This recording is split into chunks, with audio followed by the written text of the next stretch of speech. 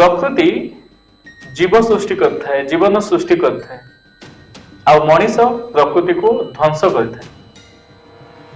बहुत गुड़ी एमती आम पाखरे उदाहरण अच्छी आमे बारंबार मनीष माने प्रकृति सहित छेड़खानी करथाउ बा प्रकृति को आँच आनिबा को बारंबार आमे चेष्टा करथाउ। तबे आ द्वारा प्रकृतिर कोपर आमे भागी हेबाकू भी जाउछे। एहा द्वारा आमे निजको ध्वंस आड़कू ठेलिबा को व्यस्त ही बसीचे। तेबे कौन रही कारण कौन रही ये सब घटना आगो को आमे ए विषय आलोचना करिबा। तेबे आमे एतिकी कहि परिबा प्रकृति सहित खेलिबा मनीष समाज पई केवल नुह या सह संपूर्ण जीव जगत पई गोटे बहुत बड़ हाहाकार और जीवन सत्ता लोप पई रास्ता खोलुची। तेबे कौन रही आसतु आमे जानिबा। नमस्कार, मु अनिंद्यराज खड़ंगा आपन को स्वागत करुची दि रिपब्लिक ओडिशा 24 न्यूज रो ए विशेष कार्यक्रम को।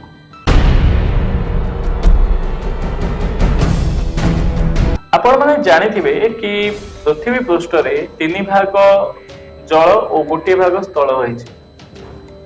सबुठ बड़ कथा है जो 3 भाग जल रही संपूर्ण जल मनीष किंबा स्थल भाग में विचरण कर जीव जगत पर उपयोगी नुह।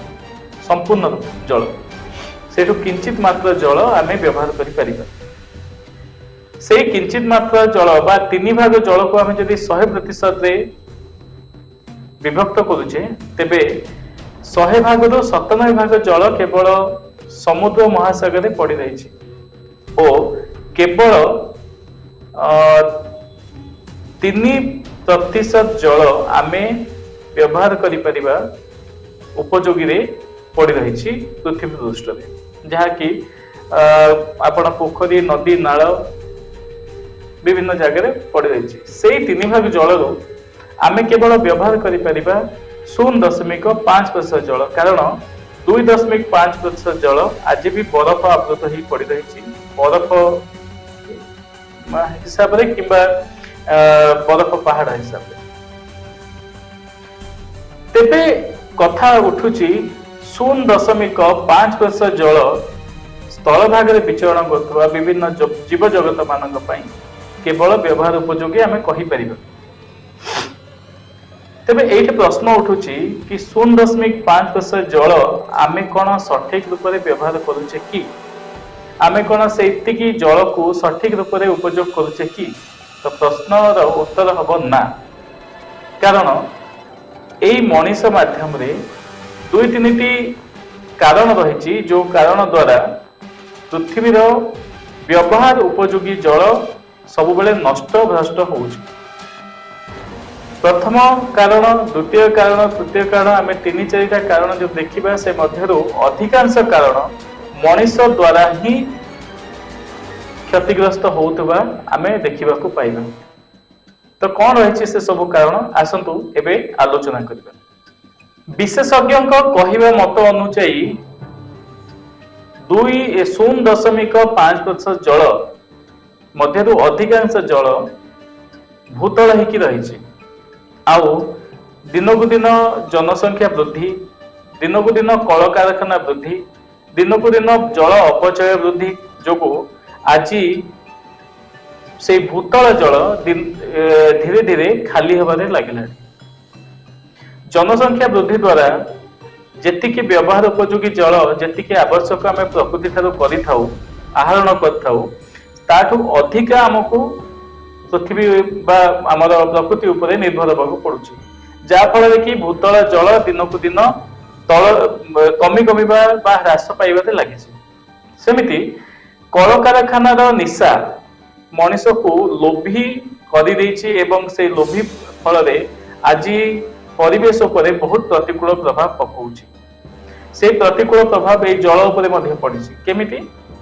कारण भूतल जल को चोरा लुचा करी विभिन्न कल कारखाना निजर बाउंड्री भितर बड़ बड़ भूतल जल उत्तोलन करने मेसिनरी लगे भूतल जल को निजर लाभवान शिल्प क्षेत्र में यूज करते जहाँ फल कि भूतल जल धीरे धीरे ह्रास पाइबा लगुच। यह द्वारा मध्य भूतल जलर अपचय होउछि जहाँ फल भूतल जल मान ह्रास पाउछि। आपण माने निजे अनुभव भी करथिबे कि आजिकली कुआं पोखरी नदी नाल आज धीरे धीरे तार प्रवाह कमी कमी लगी एवं धीरे धीरे भूतल जल मध्य सरीबा लगुच। सेमिति एई कलकारखाना प्रीति जोगु आज आम पाई बहुत बड़ बड़ उदाहरण अच्छी जमुना नदी।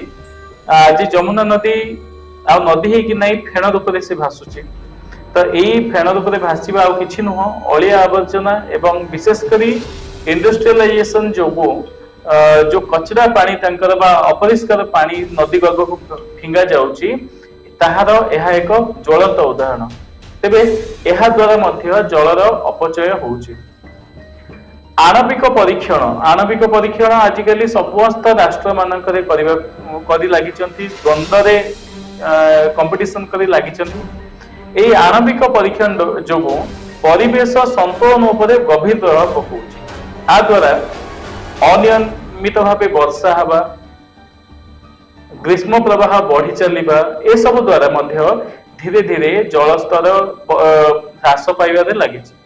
से नदी नाल हो झरणा पोखरी हो कि कौन सी भी जगह भी हो धीरे धीरे जलस्तर कमिबारे लगी बसिलानी। तेबे एई सब कारण द्वारा आमे आज 0.5% जल जहाँकि आमर व्यवहार उपयोगी ताको आमे नष्ट भ्रष्ट करिबारे लागिछु।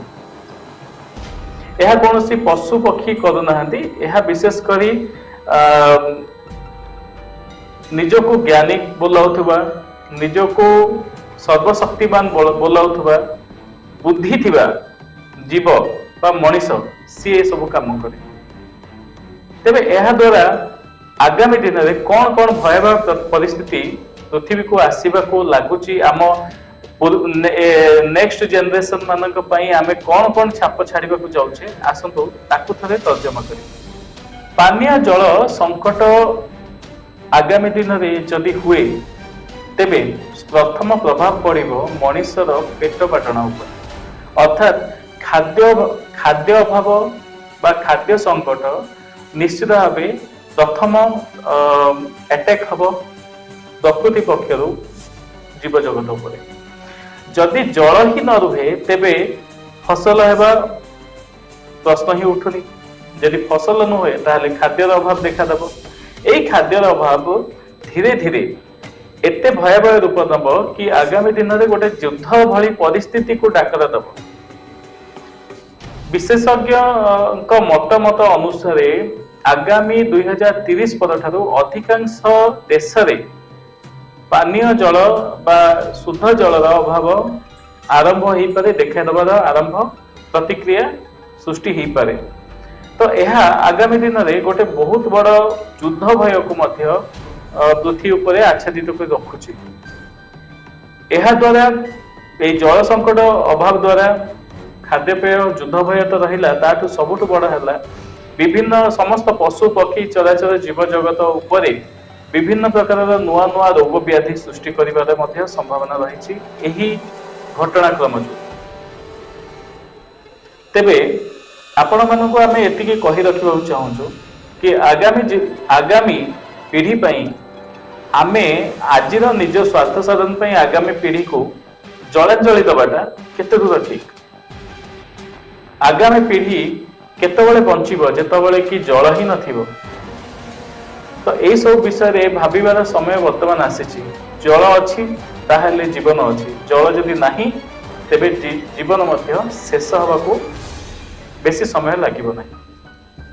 तो ए जल को अपव्यवहार रोकिबा जल को नियंत्रण व्यवहार करिबा ए सब विषय रे आमे निश्चित भावे ध्यान देबा उचित। इंडस्ट्रियलाइजेशन किसी खराब नुह किंतु यह द्वारा प्रकृति जमिति प्रकृति को आम अपव्यवहार न करूँ ए प्रति आम ध्यान देवा निहाती भाव जरूरी।